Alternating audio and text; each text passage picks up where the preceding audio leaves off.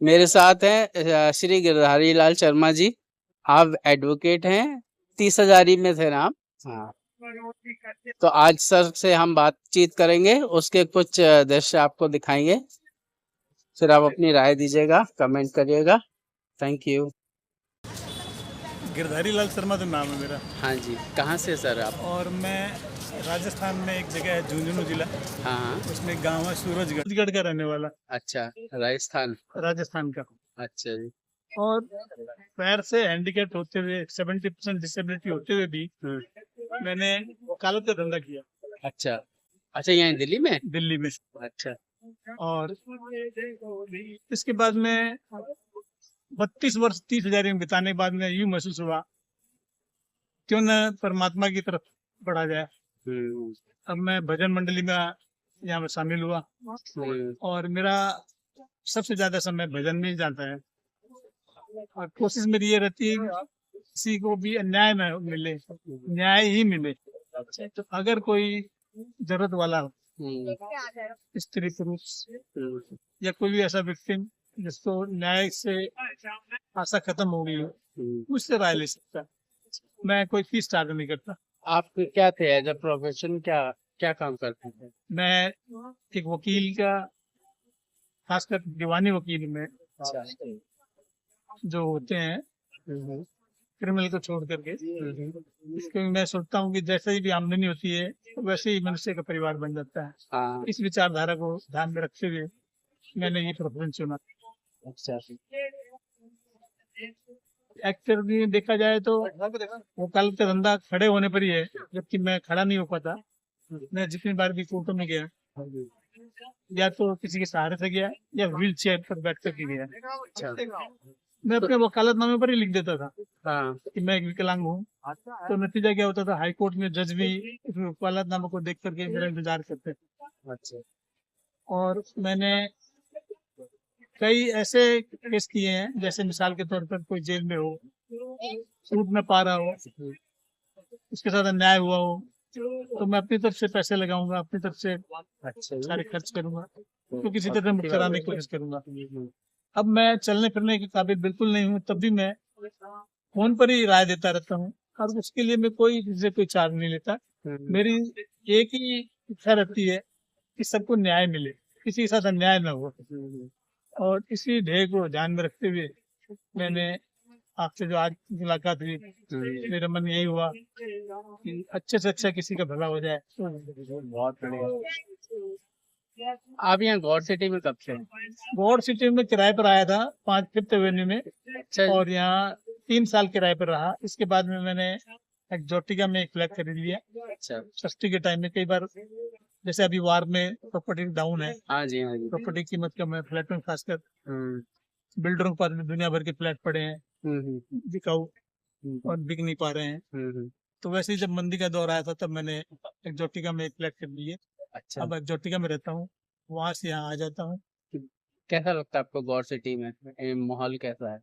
माहौल समृद्ध, आपस में सामंजस्य, समृद्ध गलत बोल गया, सामंजस्य तो है, एक दूसरे का सहयोग भी करने वाले हैं, हम्म अच्छे लोग हैं।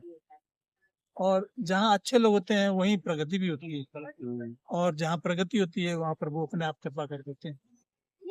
ऐसा मेरा विचार है। हम्म, यहाँ देख रहे हैं आप लोग पूजा करने के लिए आ रहे हैं। हाँ आज मेरे ख्याल से थर्ड सैटरडे है। हाँ हाँ। और इसके अलावा यूँ समझिए आप, कई तरह के योगा वोगा करने वाले लोग हैं, अपने शरीर का ध्यान रखते हुए। कई लोग प्राणायाम वगैरह भी कर रहे हैं, दिखाई दे रहे हैं, हम्म और टहल भी रहे हैं। हम्म। काफी लोग टहल रहे हैं। संतों ने कहा भी है, साईं इतना लीजिए जामे कुछ समाए, मैं भी भूखा ना रहूं समृद्धि तभी आती है जबकि सब लोग आपस में मिले हुए हों, एक दूसरे का सहयोग करते हो। कई बार ऐसा संग देखा गया है कि वो देश जहाँ न्याय और शिक्षा महंगी हो, उस देश को तरक्की करने में बड़ा समय लगता है। हमारे यहाँ पर कुछ ऐसी अवस्था आ गई है कि शिक्षा तो व्यापार बन गई है, और न्याय और स्वास्थ्य की प्रणाली है, भले वो आयुर्वेदिक हो एलोपैथिक हो, सब महंगी हो गई है। सही बात है। और नतीजा क्या हो रहा है कि लोगों में तकलीफें ज्यादा और स्वास्थ्य के प्रति ध्यान कम रह गया है। और गरीब आदमी का न तो पढ़ाना और न ही स्वास्थ्य के प्रति इतना ध्यान रखना संभव हो पा रहा है। तो मैं तो सरकार से, आम आदमी से ये निवेदन करना चाहता हूँ कि न्याय भी सस्ता हो और शिक्षा भी सस्ती हो। यही एक तरक्की का रास्ता है, इसमें सुधार होना चाहिए। कैसे आपने अपने जीवन की शुरुआत की? जैसे आप मैंने तो जब मैं कलकत्ते में रहता था, कलकत्ते में मतलब अच्छा मेरे पिता और माता वहाँ रहते थे। नौकरी की वजह से जहाँ आदमी रहेगा बच्चे वहीं तक चलेंगे। सही तो बात उस जमाने में ट्राम कार चला करती थी हाँ जी और ट्राम कार में ब्रेक कम होते हैं। कईयों को भी नहीं पता होगा कि पानी के जहाज में ब्रेक ही नहीं होती। इसी तरह अच्छा ट्राम, हाँ, उसी तरह ट्राम कार में ब्रेक होते हैं, पर वो लोहे की चीज है, लोहे की पटरी पर चलने वाली चीज, देर चलती है। मैं सड़क पार करते समय ट्राम कार के नीचे आ गया था। इस वक्त मेरी उम्र 8 साल की थी। आज मैं 78 वर्ष का हूँ। 70 वर्ष पहले मैं विकलांग हो गया था।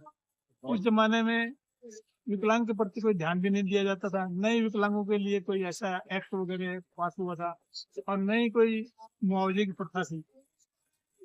मैं बड़ी मुश्किल से अपनी शिक्षा ग्रहण कर पाया और बड़ी मुश्किल से ही बैसाखी के सहारे अपना जीवन मैंने कुछ आगे बढ़ाया। शिक्षा ग्रहण करने के बाद तो समझिए आप आपने विकलांग लॉस किया है? हाँ, विकलांग होने की वजह से मुझे नौकरी भी नहीं मिल पाई। तो मैंने अपनी प्रैक्टिस शुरू कर दी एडवोकेट बन करके। मैं अपना गुजारा करता रहा। फिर मैंने मेरी शादी करी, 4 मेरे बच्चे हैं, चारों की शादियां करी। बेटे सारे हाँ नहीं, 2 बेटियां 2 बेटे, अपने अपने सेटल हैं, अपने अपने पैरों पर खड़े हैं। और मैंने ये बड़ी कठिनता से जो संघर्ष करते हुए थे तो वो अपनाया।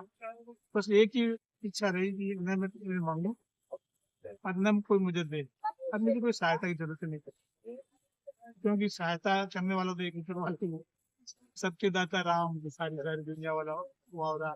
मैंने अपना लिया था। मैंने कहा सर भजन बहुत अच्छा गाते हैं। भजन तो मेरा शौक है, इसलिए अच्छा गा लेता हूँ। अच्छा आपकी आवाज भी अच्छी है। हाँ, आवाज आवाज तो जब बक बक करने की आदत है तो अपने आप ही हो गई है। ने भी आप जो एक कथा सुना रहे थे ना वो बड़ी अच्छी थी का। कथा तो मैं इसलिए सुनाता रहता हूँ कि भागवत मैंने जितना अध्ययन किया है अच्छा उतना मेरे ख्याल से यहाँ पर किसी ने नहीं किया हो, क्योंकि मैं पंडित परिवार से बिलोंग करता हूँ। अच्छा इस वजह से मैंने यहाँ इनको एक कर दिया था। मैंने कहा कि वेदों में भगवान ने स्वयं कहा है कि मैं भक्तों का दास हूँ। पर जो भगत भी आजकल ऐसे हैं कुछ उनकी जैसे मैंने 5 रुपए का चढ़ावा चढ़ाया और बदले में मांगता मुझे कार मिली चाहिए। और कई भगत तो ऐसे होते ये हैं तो फैक्ट है। जो हर चीज के बदले कुछ मांगते हैं। मेरे विचार से जो मांगना और बदले में कुछ देना चाहिए तो व्यापार हो गया। भगत वही होता है जो प्रेम करता हो। एक तो छोटी सी कथा आती है कि भगवान ने नारद को बताया कि मेरे पेट में दर्द है। अच्छा तो भगवान जो ने दर्द भयानक है नारद, मैं संभाल नहीं पा रहा अपने आप। तो नारद कहने लगा कि 14 भुवनों में 3 लोक में प्रभु ऐसी कोई औषधि नहीं जो आपका पेट दर्द ठीक करके दिलाया होगा। हम तो है पर मिल नहीं रही है। प्रभु क्या औषधि है? बोले जो स्वेच्छा से अपने चरण रज मुझे दे दे, चरण की धूली दे दे। कोई मेरा भगत ऐसा कोई मिल जाए जो अपने चरणों की धूली दे दे, मैं पेट पर मल लूंगा, उससे मेरा दर्द ठीक हो जाएगा। नारद कहने तो मामूली बात है। वो जगह जगह कहते रहे कि चरण धूली चाहिए भगवान को किसी भक्त की। एक शर्त है इसमें जुड़ी हुई है कि जो भी अपने चरण धूली देगा भगवान उसको पेट पर मलेंगे तो उसको 100 वर्ष तक नरक में वास करना पड़ेगा। चलिए हाँ, ये जब मुनादी भी उन्होंने करवा दी चारों तरफ में, कोई भी तैयार नहीं है। नरक किसको चाहिए? 1 मिनट का भी नरक नहीं चाहिए। पर वहाँ जो ही वृंदावन पहुंचे वहाँ गोपियां थी जो वास्तविक प्रेम करती थी प्रभु से। उन्होंने जो ही सुना बोला अरे नारद सुनो, क्या कहा तुमने? भगवान को चरण धूली चाहिए, उनके पेट में दर्द है। सब गोपियों ने पैर अपने आगे कर लिए, शायद इतने ले गए और जल्दी जाओ, हमारे प्रियतम को ज्यादा तकलीफ न हो, तुम रुको नहीं अब यहाँ पर। अरे मैं आपको घर में जगह मिलेगी।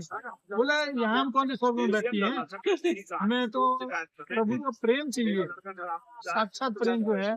और वे वो लेकर के आए चरण धूलि, भगवान को दिया। भगवान ने कहा नारद चरण धूलि तुम्हारे पास भी थी, तो तुम्हारी इच्छा नहीं थी, अब ये प्रेम है, इस प्रेम में मैं बंधा हुआ हूँ। और भगवान जब भी मथुरा गए, वृंदावन की तरफ देख करके रोते थे, आंख से आंसू निकलते। तो जब पूछता था तो आप क्यों रहे हो, उन्होंने एक ही लाइन कही, उद्धव मैं ब्रज विस्तर से नहीं जा, मुझे ब्रज बुलाया नहीं जा रहा। ये प्रेम की बात है। क्या आपके हिसाब से सुदामा में इतनी ताकत थी कि कितने भगवान से वो अपना पैर धुलवा पाता? सिर्फ एक प्रेम ही था, प्रेम के बंधन में ऐसे बंधे हुए थे भगवान को, बाध्य होकर के सुदामा के पैर प्रभु के आंख के आंसुओं से। मैं अब ज्यादा आपको बता नहीं सकता क्योंकि मैं थोड़ा सा इस बारे में कमजोर आदमी हूँ, आस्था पे दंड भी हूँ, ज्यादा नहीं। फिर कभी और बताऊंगा आपको जब आपको समय मिले। बहुत अच्छा लगा सर आपसे बात करके। कृपा आपकी कि आपने सुन मेरी बात सुनी। Thank you.